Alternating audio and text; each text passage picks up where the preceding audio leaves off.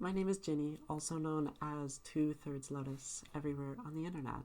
This clip is part of my series, The Poets of Twitch, where I analyze my viewers' writing live on stream. Nothing has been edited out, so you're seeing this exactly as streamed with all of the imperfections and tangents that come with being live. If you want to catch me live or want more information, check out the description. Otherwise, enjoy some excellent writing. Here is an untitled work by Pilsengreen.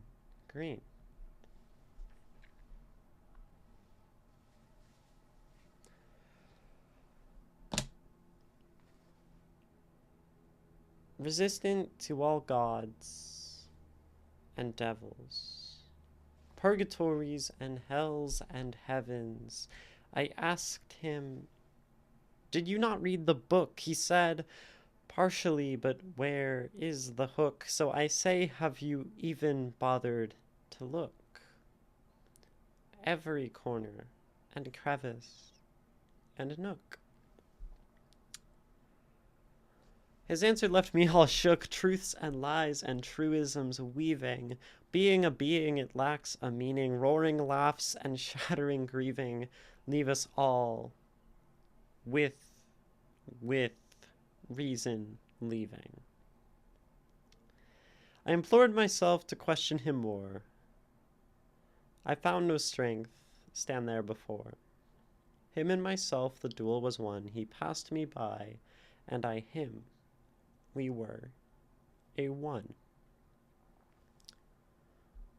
Untitled by Pilsengreen.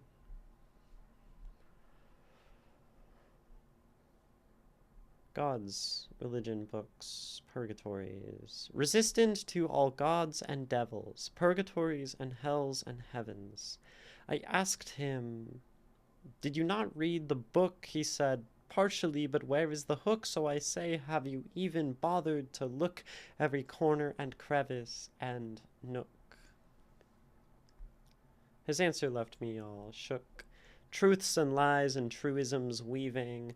Being a being, it lacks a meaning. Roaring laughs and shattering grieving leave us all with reason leaving. I implored myself to question him more. I found no strength, stand there before. Him and myself the duel was won. He passed me by, and I him. We were a one.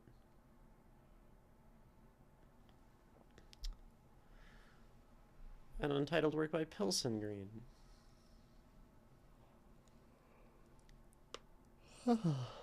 Tired today, I guess. That's okay. So, there's some good sound things happening, some pretty clear rhymes, and some maybe less clear alliteration and repetition going on, which all seems pretty cool.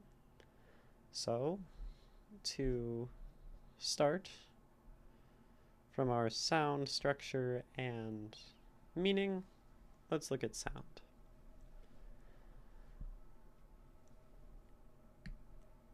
First rhymes. Resistant to all gods and devils, purgatories and hells and heavens. I asked him, "Did you not read the book?" He said, "Partially, but where is the hook?" Look, nook. Internally, he said, "Partially, but where is the hook?" So I say, have you even bothered to look every corner and crevice and nook? So I don't immediately see any rhymes in the middle, but sometimes we miss them. And then shook. His answer left me all shook, truths and lies and truisms weaving. Being a being. So that's a rhyme as well. It lacks a meaning. Roaring laughs and shattering grieving leave us all with reason leaving. And then you have some stuff that's kind of near to this. Roaring, shattering, more assonant. I implored myself to question him more. Or I found no strength stand there before. Him and myself, a duel was won. He passed me by, and I him. We were a one. And then we also have snuck in I and by and myself. Him and myself, duel was won. He passed me by, and I him. We were a one. There's also, I think, a good deal of alliteration happening. Even just the beginning. Hells and heavens, I asked him. And then even he and hook.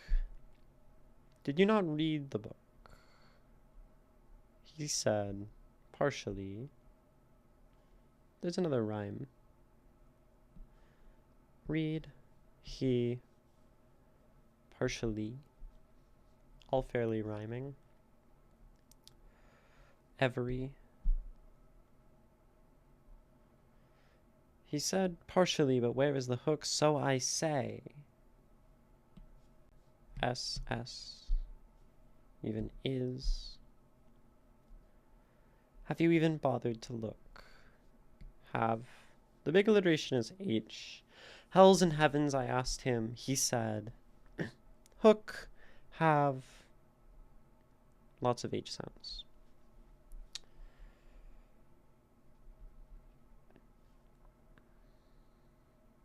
His answer left me all shook. Truths and lies and truisms weaving. Being a being, it lacks a meaning. Roaring laughs, a shattering grieving, leave us all with reason leaving. You have left lies, lacks all. Laughs,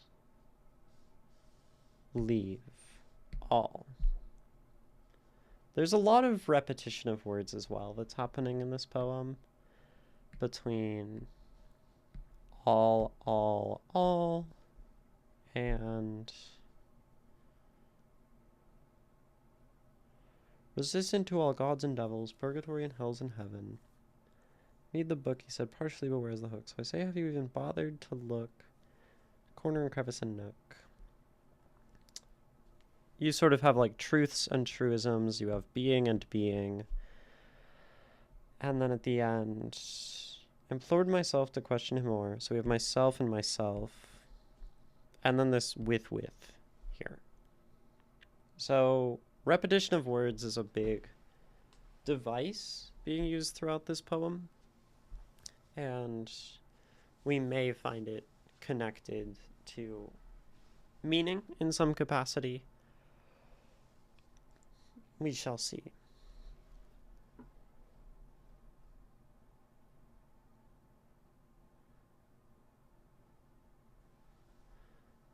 Back to some of the alliteration in the last part. Implored myself to question him more. Implored him. Oh, that's a rhyme, actually. Him more implored. Ooh, that's like a really close rhyme. That's fun. I implored myself to question him more. I found no strength. Oh, and then myself. Found no strength. Stand there before him and myself. The duel was won. He passed me by. And I him, we were one. We were a one.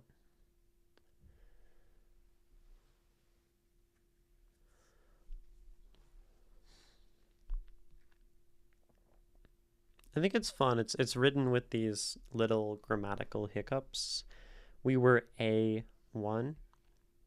Most would just say we were one. Him and myself, duel was won. No, like the duel was won. I found no strength stand there before. Change of tense. I implored myself to question him more. That's normal. But then we have like the with, etc. I think. Oh yeah, absolutely. I these are like very intentional.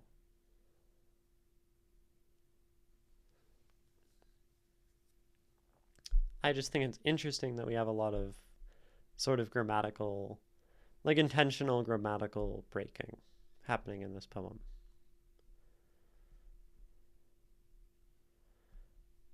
Just because I say grammar is wrong does not mean I'm saying it's an accident. I guess.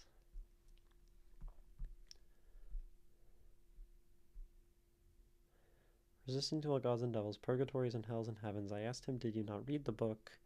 He said partially, but where is the hook? So I say, have you even bothered to look every corner and crevice and nook? Even just every corner and crevice and nook. You know, you're not saying like in every corner. It's just every corner, crevice, and nook. Thought I meant to hiccup as a mistake. No, just something that like gives the reader pause. It kind of messes with like the tempo of the poem, I would say. I found no strength, stand there before. Him and myself, duel was won. He passed me by, and I him. We were a one. It just makes this very, I would say, like resistant to read rather than flowing, which is okay. I guess resistant is the first word.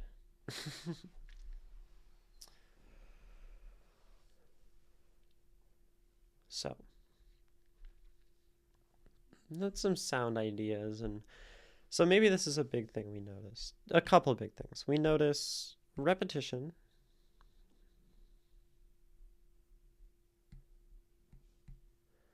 Of words. And we notice a sort of lack of flow in this poem as tools that are happening. So, now what does it mean? Resistant to all gods and devils, purgatories and hells and heavens. I asked him, okay, let's look at this line. So, resistant to gods, devils, purgatories, hells, heavens.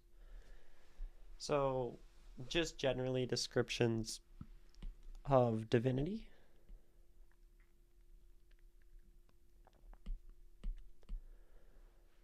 And the afterlife. I would say that this is describing something like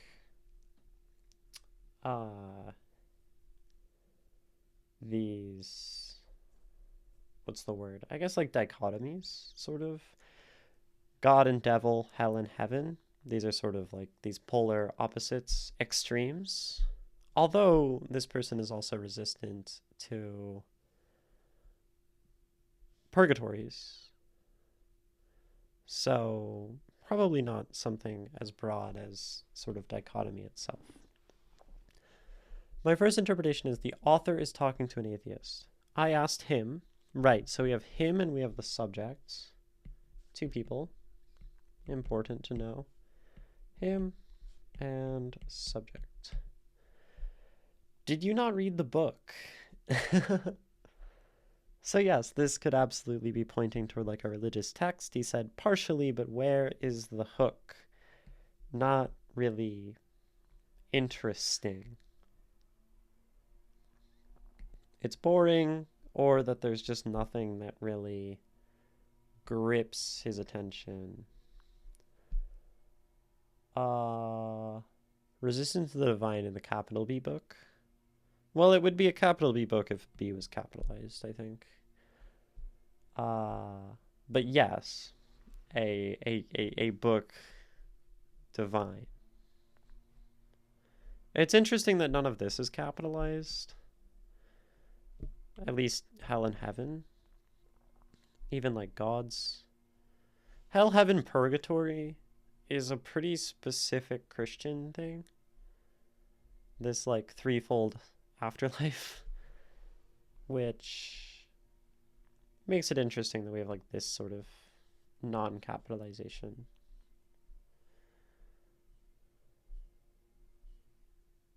But we have a person, we have him being resistant to divine, and a religious text.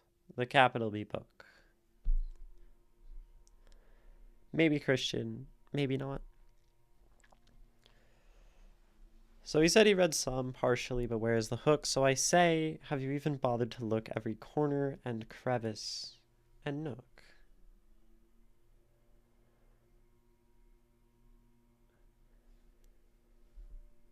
So this person, our subject, then says, kind of to read more. I mean, this is kind of what I tell you all with like poetry, is to like spend more time with it and you'll understand, basically. Deities might be a nice substitute for the word.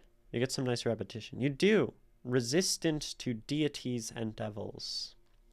You get like the T sounds from deities, the D devils. I like that. Resistant to all deities and devils, purgatories and hells and heavens. Yeah, I like that a lot. So this could be if we wanted to make a change. Deities. But for now we assume it is lowercase g gods and read it as such. And purely in terms of sound, I agree with deities as like just a sonic choice. It may change the meaning, and we would want to be careful of that. But I do think lowercase g and plural gods is referring to a broad number of, non-single religion gods, like Greek gods, or just the sum of all gods that people worship in the world. So deities is a functional replacement, as far as I can tell. This does help imply some amount of Christianity. But not exactly. His answer left me all shook. So, this is him. This is the sort of atheist, perhaps. Truth and lies and truisms weaving. Being a being, it lacks all meaning. Roaring laughs and chattering grieving. Leave us all with reason leaving. So, truths and lies and truisms weaving. This just might be an argument against the religion, that some things seem to be untrue or contradictory or true, and then there's just like truisms, which some people might say are just spoken in a fancy way to sound religious. God's plural would suggest it's not just about Christianity, but other monotheistic religions. Yes, I agree. But referring to God, like if we are trying to imply some relation to Christianity, I would much rather say God than deities, because I do not think a Christian would refer to deities. They would say gods. The Bible talks a lot about like gods. I've never heard a Christian use the word deity, is the point. Yeah, I know that Yahweh is strict about the no gods before me.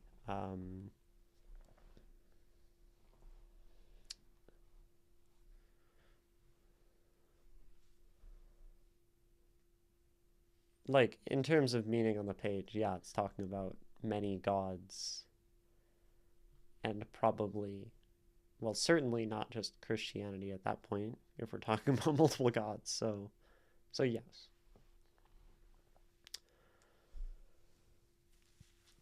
Being a being, it lacks all meaning. So, being alive, being human, lacking all meaning. Which is, well, I mean, his answer left me shook. Because this religious person,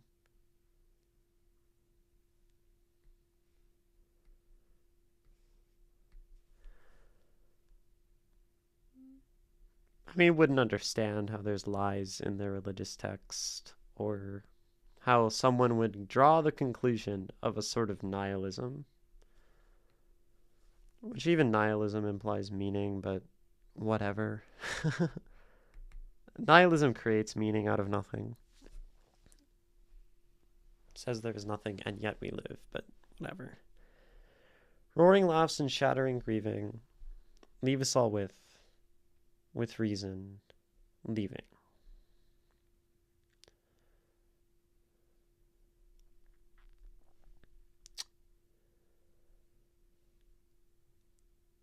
So, I implored myself to question him more. Ask these questions. I found no strength. Stand there before him and myself, the duel was won. So we have this sort of religious dispute that has been settled.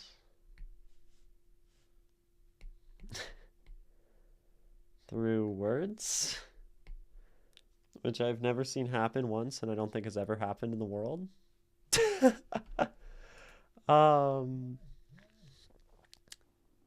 Honestly finding it hard to say much about the poem yet.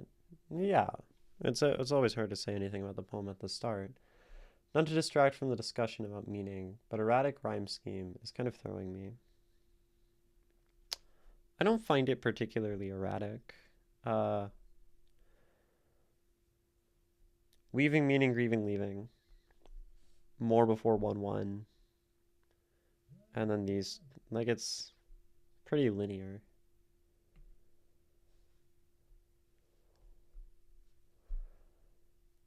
So the duel was won, he passed me by and I him. We were A1.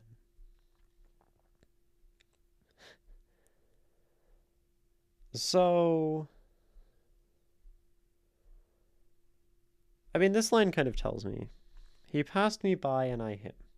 So we just sort of went in our opposite directions. We were A1. In some way the same or similar in this. Now, if two people talk about religion and then one says things that the other just doesn't agree with, and then there's no more discussion, and then they pass each other by, they're roughly the same because they've just both stuck to their beliefs and had no real will to change.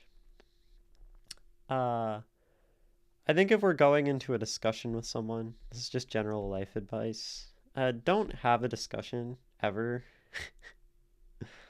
with someone if you are not actually open to changing your mind.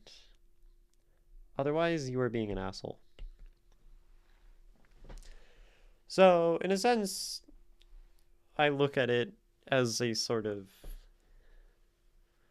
maybe one interpretation is pointing to the sort of silliness on both sides of trying to get someone else to believe something.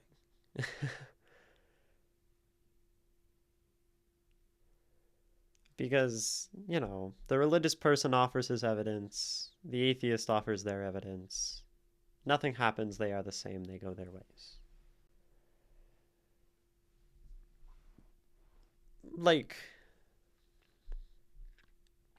And I think leaving some of these lines vague actually helps a lot. Duel was won. This doesn't say who won the duel.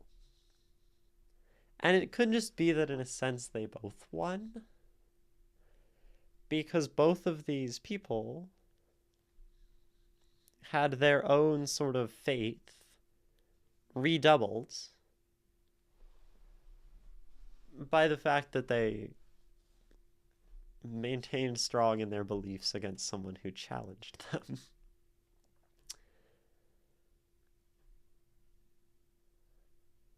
Maybe that's a way to see it.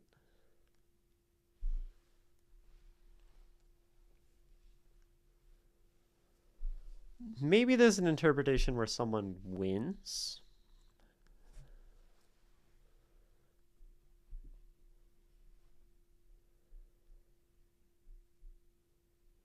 like, his answer left me all shook. We can think of shook as maybe deeply affected by something. So he states his case, and then maybe this person, right, I implored myself, I wanted to question more, but I found no strength. And having no strength, if the duel was won, maybe means our religious person lost. Which would be, like, in my opinion, telling a really strange story. Religious person. Not strange because it's, like, bad. Just, like, doesn't really happen. So we have a religious person. They talk with an atheist. The atheist proves their point, and then, like, wow, I'm shook. Let me, like, stop believing. And I think the idea that this might actually happen is kind of like the view of maybe the Reddit debate atheist. And I've been one of these, so Reddit atheists. And, you know, we shit on them for a reason. So I don't really like that interpretation, unless it's maybe poking fun at that person in the thought that they might have actually changed someone else's beliefs. But I feel the text more just points to a commentary on the fact that these people just interact, go their separate ways. Neither of them change, and in a sense, both win in their own mind because they have retained the thing they already believed in, which they didn't even put at stake.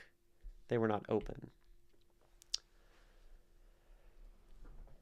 And I do think maybe with that, the repetition makes sense.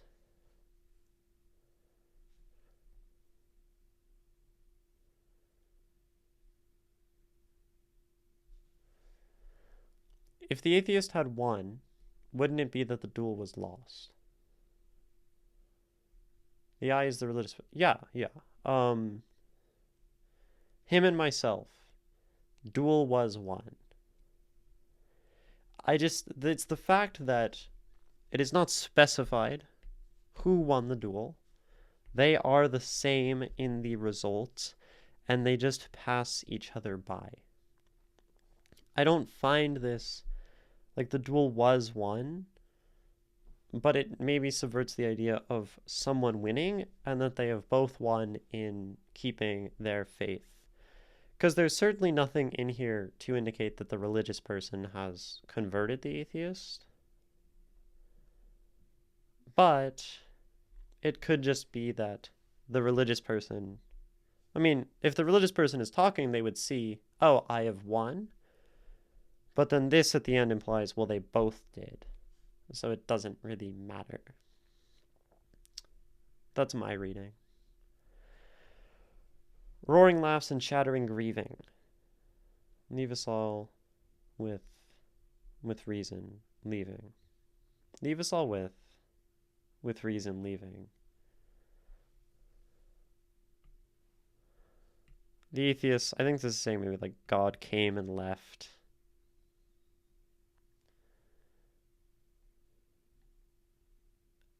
And it's maybe saying that there's a lack of reason in the religious person.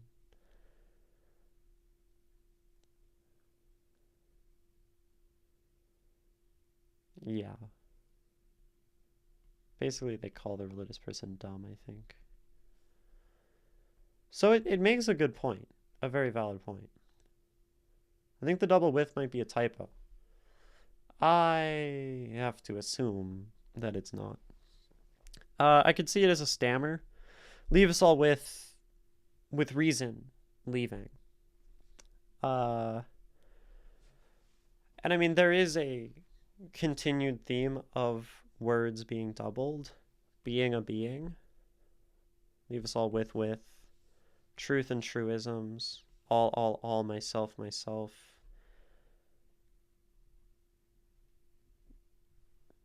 to a level which I would say is beyond normal.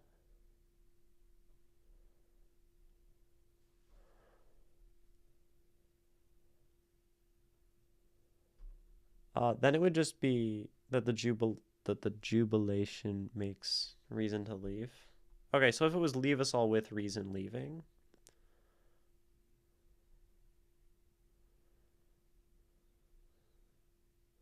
Roaring laughs and shattering grieving, leave us all with reason leaving. Like the alcohol was flowing, well...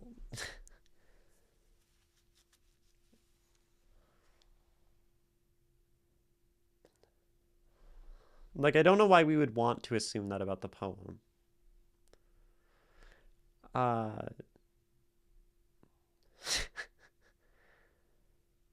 Or go as far as assume the reason why it might be happening. Reason as in intellect. Yeah, reason leaving. Leave us all with reason leaving. Like they're left dumb. As God leaves behind meaning? Perhaps. Like, but it really makes sense either way. And if this is what is presented to me, this is what I'm going to read.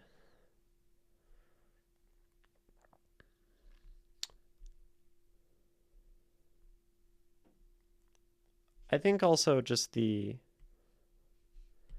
use of these two words together all the time kind of points to this like dichotomy between the two people, of the faithful and the atheist, which I don't know. We have a running theme of like these dichotomous things: gods, devils, hells, heavens, the looking, not looking, truth, lies, being, with, myself. So there's argument to not just assume that it's a typo. It's really weird grammatically, but there's weird grammar elsewhere in the poem. So, and like weird grammar is okay. Could be written, if we're going like sort of meta. Let's say it's written with bad grammar to point toward a sort of lack of reason or sense in the speaker.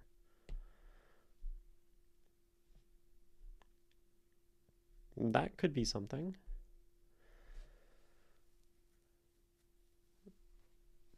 Pointing to a hypocrisy of both the atheist, the religious person.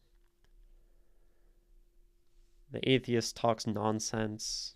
The religious person kind of talks nonsense. And neither of them make any sense to each other. Certainly possible.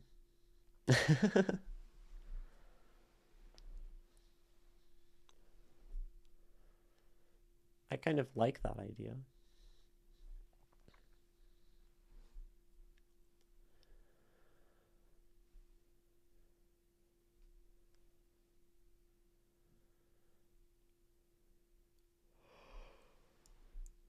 Structurally, the way this is divided, there are like these 3 lines from the religious person, a bit of dialogue, and then we have the atheist in between. Not that. Just like this one atheist line. Religious. So it's like 313. But then the atheist talks for like 4 lines. And then the religious person talks for 4. So there's not really an intentional like structure I find anywhere in this to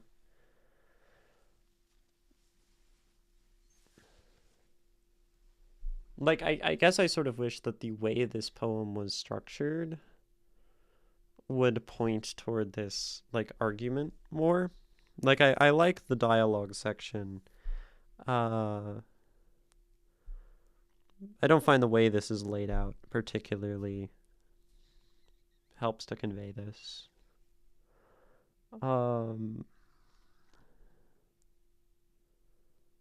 Yeah. I'm going to run an ad of self-care and break. And I'm going to stand up and exit my room. And then we'll come back in 2.5 minutes and read this again and continue. Welcome back. Welcome back. I'm still Ginny, still the poet of Twitch. Maytari, hello. That means we can read your poem after this one, which won't go for too much longer. Because you have something that's been in submission for a while. But here's Untitled by Pilsengreen.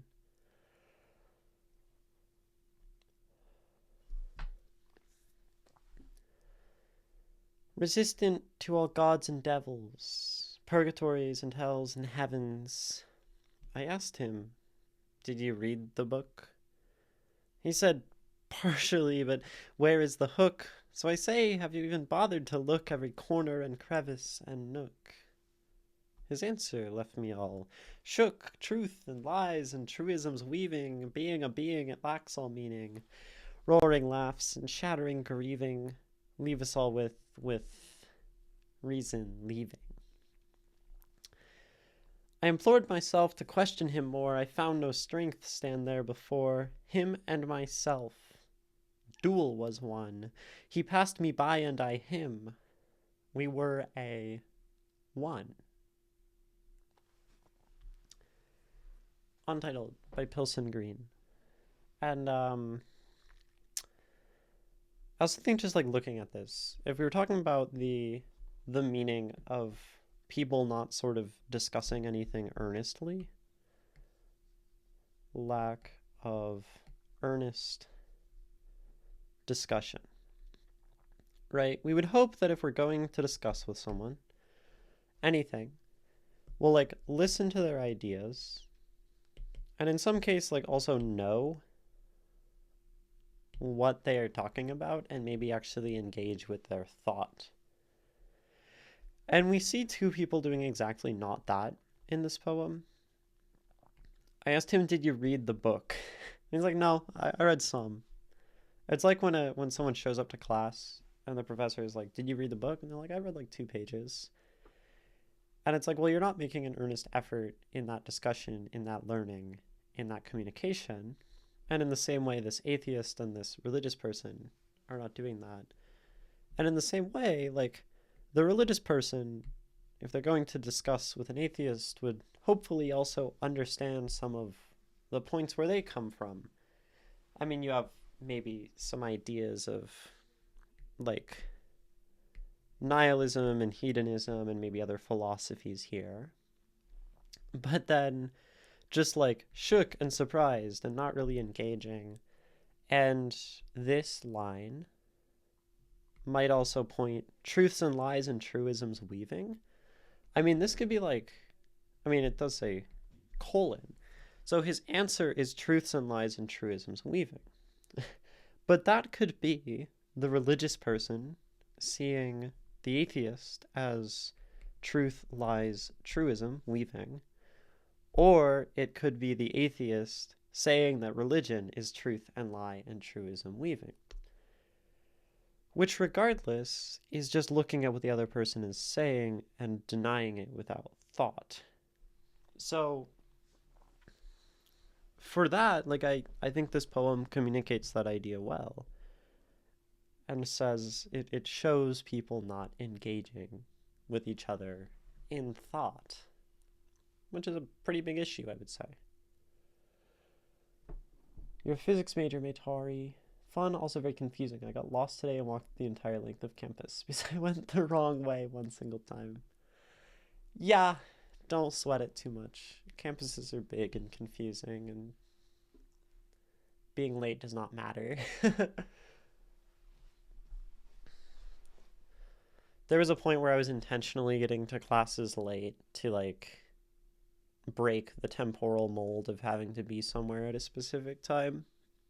It never impacted my grades because I was very good at my classes and listened.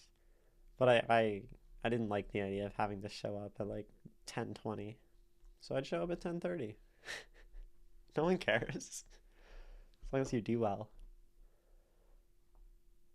I was late and shit at my classes. Well, that's probably less, from the university perspective, less acceptable. But who cares about the university perspective anyway?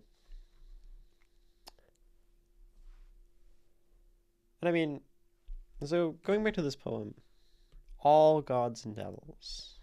And then we have, it all lacks meaning, it left me all shook, leaves us all with reason leaving. And I think in general, just, he is resistant to everything, all gods and devils, and will not listen.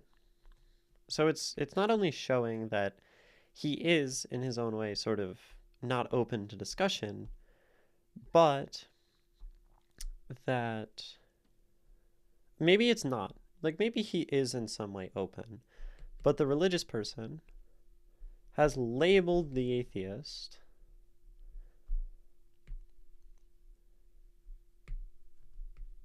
as completely resistant and unable to discuss with.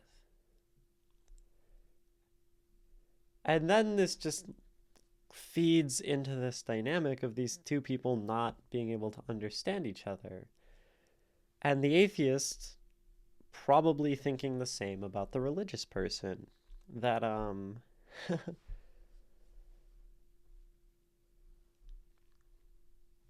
I mean, that the religious person is in themselves lacking reason. Reason has left them. So now we have these two people entering with hostility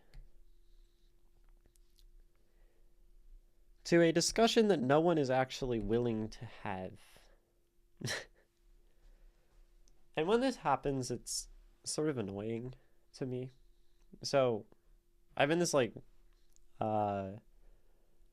Instagram group chat with a bunch of local poets, and someone asked this question, and they were asking, I saw this online. Someone asked, how do we make poetry mainstream? Was the question they proposed. And I said, well, for anything to be mainstream in our society, it pretty much involves commodification and contentification. There has to be poetry content and entertaining, mind-melting stuff. And then the people's response is, well, poetry can't be commodified, was their response. And thus, instead of engaging with the question,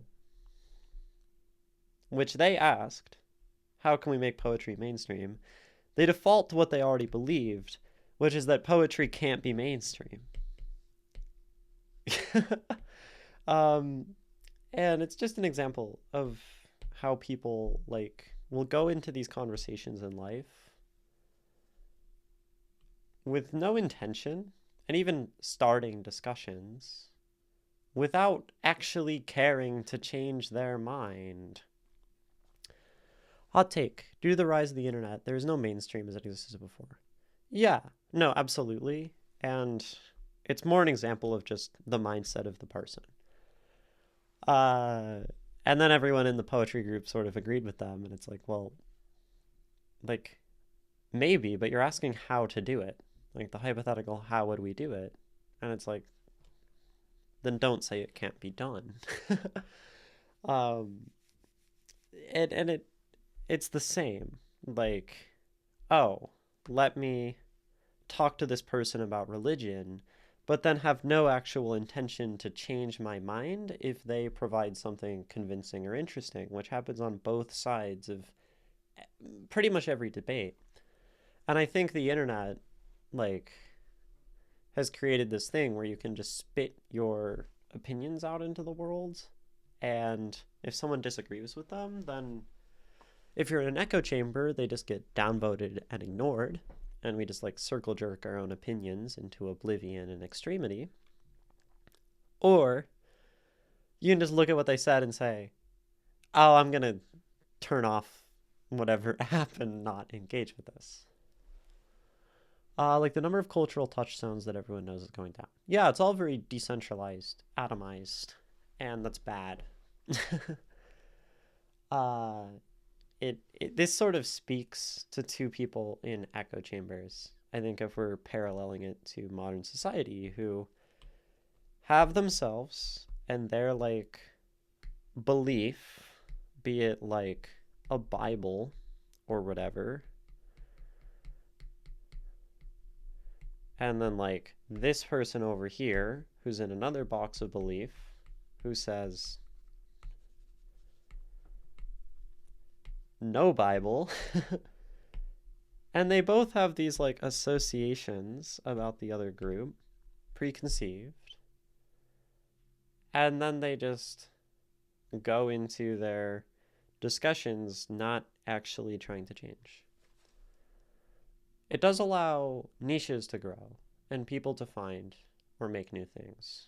Yeah, I mean, like, I don't find it overall to be helpful at all. Like, yes, people form niches, but it is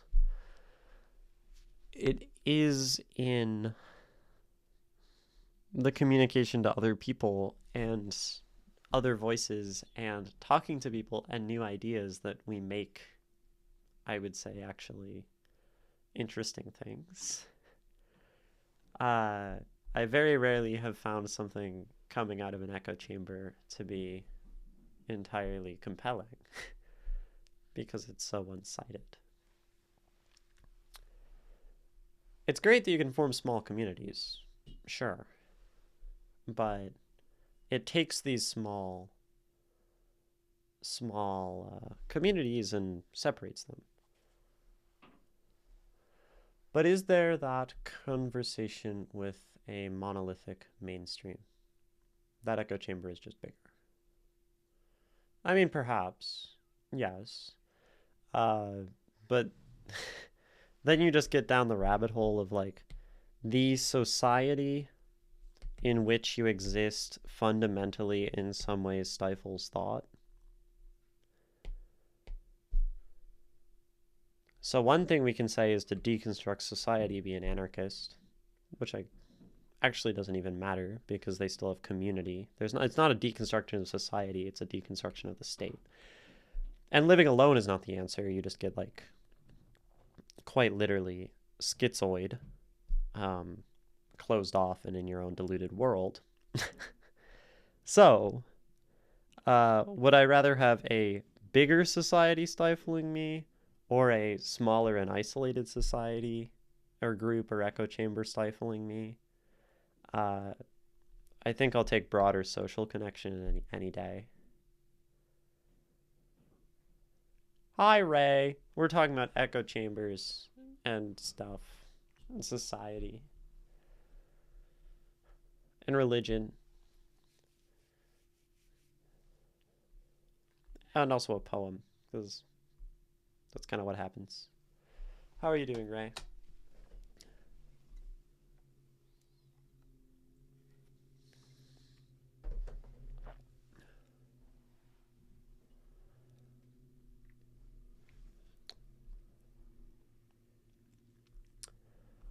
So, yeah. My thought is this poem speaks to, in the echo chamber, everyone is a winner because they all think they're a winner. And they're all the same because they all adopt mindsets that are incompatible with each other and they divide and hate. And then they think they win and checkmate atheists or checkmate, like, whatever, Christian, I got you, God's not real. Like, people so often are trying to, like, get people. Oh, beat that, Christian. How do you prove that wrong? It's like the most annoying thing ever. And they're all the same. This poem might suggest.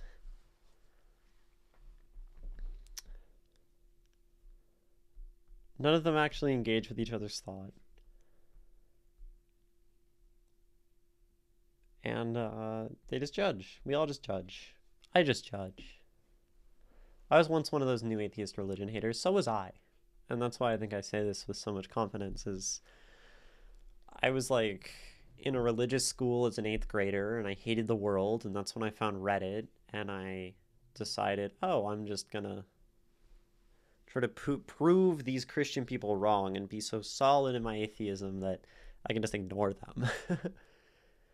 And then I later realized there's like things to be appreciated from Christianity and religion, and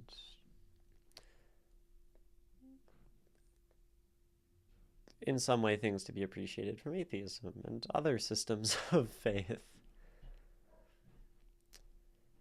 Still atheist, hopefully a little kinder and more open-minded. Yeah. Grew up that way, but got into the YouTube rabbit hole.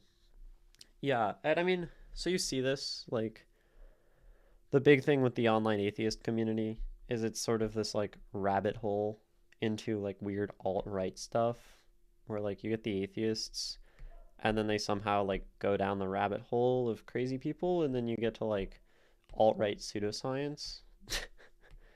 If you follow them for far enough.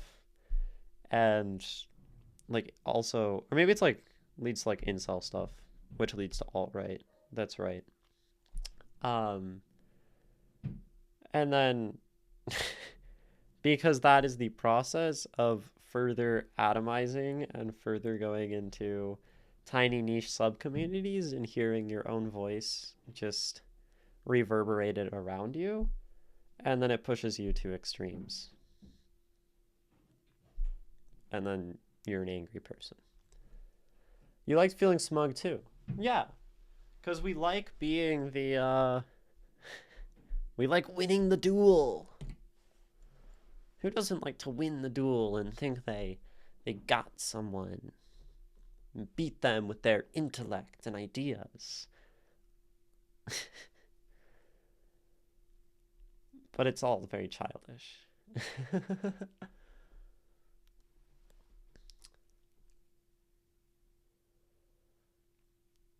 I think that's my thoughts on, like, the meaning for this poem.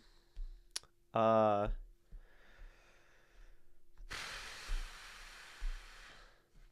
you failed the class because you didn't ask any questions. Like,